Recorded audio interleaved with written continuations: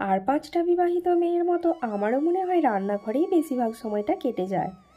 আমার তবে ভালোই লাগে। আমি কাজল, ব্লগ বাই কাজলের নতুন একটি ব্লগে বড়দের প্রণাম জানাই আর ছোটদের স্নেহভরা ভালোবাসা। প্রতিদিনের মতো জানেন আজকেও সকালবেলা গাটা ধুয়ে ভগবানকে খাবার দিয়ে চলে এসেছি রান্নাঘরে, কারণ আজকে সোনা স্কুল না গেলেও ওর বাবা তো অফিস যাবে, তাই রান্না তো করতেই হবে। আর সবজিগুলো তো আপনারা অনেকেই জানেন আমি রাতেই কেটে রাখি। আর এদিকে বাঁধাকপির সবজি বসিয়ে দিয়েছি, এদিকে পরোটা ভাজছি, আর ইন্ডাকশনের মধ্যে বসিয়ে দিয়েছি একটু পপকর্ন, কারণ ওকে বিকালে স্ন্যাক্সের জন্য কিছু দিতে হয়। তো রোজ কোনো দিন ছোলা দিই, কোনো দিন সুইট কর্ন মানে কাঁচা ভুট্টা দিই, আবার কোনো দিন পপকর্ন বানিয়ে দিই। আর যে মুড়ি দিয়ে দেবো, এখানে না মুড়ি একদমই ভালো না, খেতে পারা যায় না। আর যারা আমার ভিডিও দেখেন তাদের অসংখ্য ধন্যবাদ। আর কথা বলতে বলতে এর মধ্যে একটু টমেটো, জিরে, ধনে গুঁড়ো, আদা বাটা, শুকনো অল্প একটু লঙ্কা গুঁড়ো আর অল্প একটু হলুদ পাউডার দিয়ে দিলাম, আর লবণও পরিমাণ মতো দিয়ে দিয়েছি। বাঁধাকপি তরকারিটা মোটামুটি হয়ে গেছে। এখানে ডিমগুলো ছাড়িয়ে নিয়েছি, ডিমের কারি বানাবো। দুজনের জন্য দুটোই ডিম নিয়েছি, কারণ রাতে কালকের বেঁচে যাওয়া একটু চিকেন আছে। আর জানেন তো, কেউ যখন আমার ভিডিও দেখে আর চ্যানেলটি সাবস্ক্রাইব করে আমার ভীষণ মজা হয়। আর যারা আমার ভিডিও দেখেন তাদেরকেও অসংখ্য ধন্যবাদ। আর কথা বলতে বলতে বাঁধাকপি সবজিটা হয়ে গেছে। অল্প একটু গরম মশলা দিয়ে বড়মশাইয়ের জন্য একটু তুলে রেখে আমাদেরটা একটু চিনি মিশিয়ে দিচ্ছি। বাঁধাকপির ঘন্টটা না একটু মিষ্টি হলে ভালো লাগে, কিন্তু বড়মশাই যেহেতু সুগার, ওই জন্য ওটা আগে তুলে নিলাম। আর এদিকে যে এঁচোড়টা আগে বললাম সেদ্ধ করে রেখেছিলাম, সেটা বানানোর জন্য মশলাটা কষে নিচ্ছি। আর জানি না এখন কলকাতায় কেমন পাওয়া যাচ্ছে, এখানে জানেন তো 12 মাস এঁচোড় পাওয়া যায়। মানে ব্যাঙ্গালোরে আপনি 12 মাস আম, কাঁঠাল, পেয়ারা মানে সব রকমের ফলই 12 মাস পেয়ে যাবেন। আর খুব একটা দামও নয়, 40 টাকা কেজি। আর বলুন, আমাদের মেয়েদের না সারাদিন রান্নাঘরেই বলতে গেলে কেটে যায়। যারা আমরা বলি হাউস ওয়াইফ, অন্য কাজের থেকে মনে হয় রান্নাঘরেই বেশি টাইমটা কেটে যায়।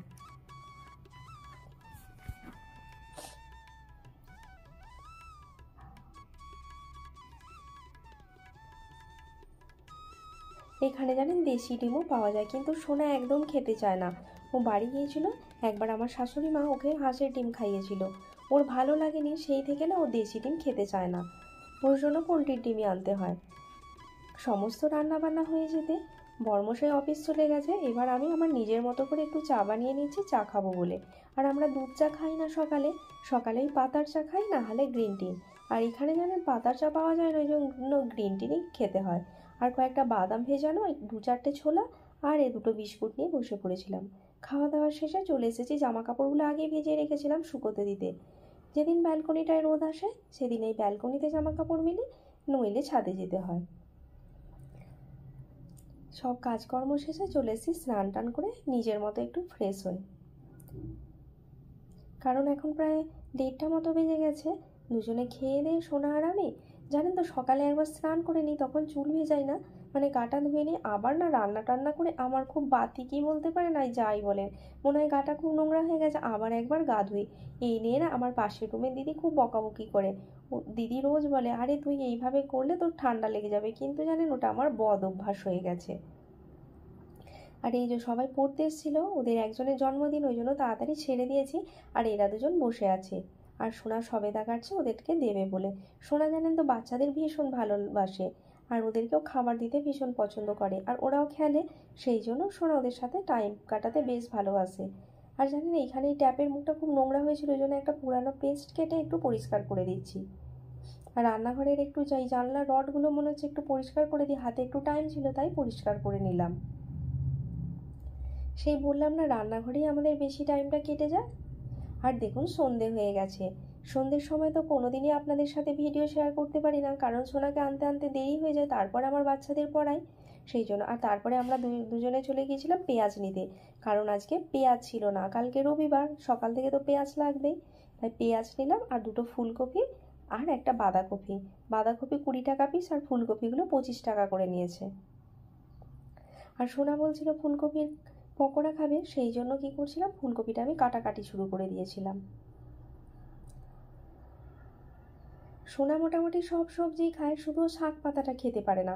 তবে আমি ওকে খাওয়ানোর জন্য ডালের মধ্যে মিশিয়ে দিই, ও বুঝতে পারে না, ও খেয়ে নেয়।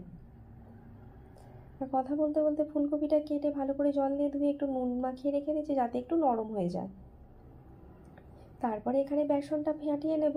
নিয়ে নিয়েছি পরিমাণ মতো বেসন, একটু জিরে ধনে গুঁড়ো, হলুদ, লঙ্কা গুঁড়ো, গোলমরিচের গুঁড়ো দিয়ে দিয়েছি, পরিমাণ মতো নুন, আর অল্প একটু চিনি দিয়েছি, আর 1 চামচ কর্নফ্লাওয়ার দেবো, আর দিয়েছি অল্প একটু তেল দিয়ে ভালো করে মিশিয়ে টিশিয়ে জল দিয়ে ভালো করে। হ্যাঁ, আর একটা জিনিস দিয়েছি, বলতে ভুলেই গেছি, একটু খাবার সোডা বা বেকিং সোডা যাই বলে না কেন অল্প একটু দিয়েছি।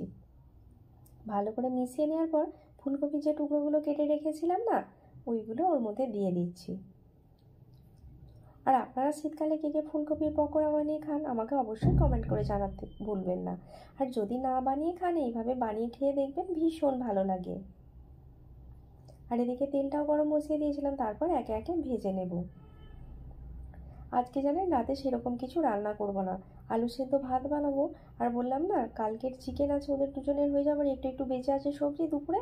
আর আমি দুধ আলু সেদ্ধ ভাত খেয়ে নেবো, তাই রাতে শুধু একটু ভাত বানালেই হয়ে যাবে। আর জানেন দুজনে এখন এমন হয়েছে রোজ রাতে বলে ভাত খাবো।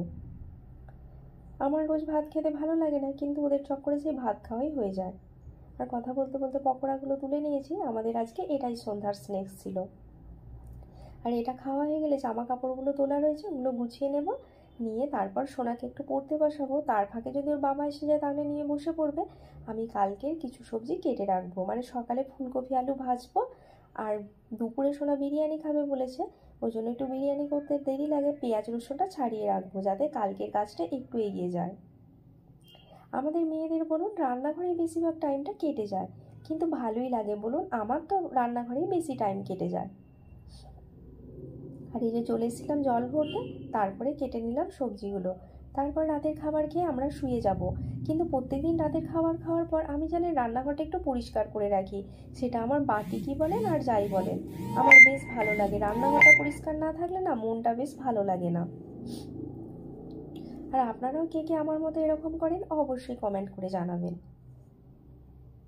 আর বড়রা আপনারা আমাকে আশীর্বাদ করতে ভুলবেন না যাতে আমি এগিয়ে যেতে পারি। আর ছোটরা স্নেহ ভরা ভালোবাসা পুরো লাইক দিতে ভুলো না। ভিডিওটি দেখার জন্য ধন্যবাদ, আর সবাই সুস্থ থাকবেন। দেখা হবে আগামীকাল অন্য একটি ব্লগ নিয়ে। Bye bye.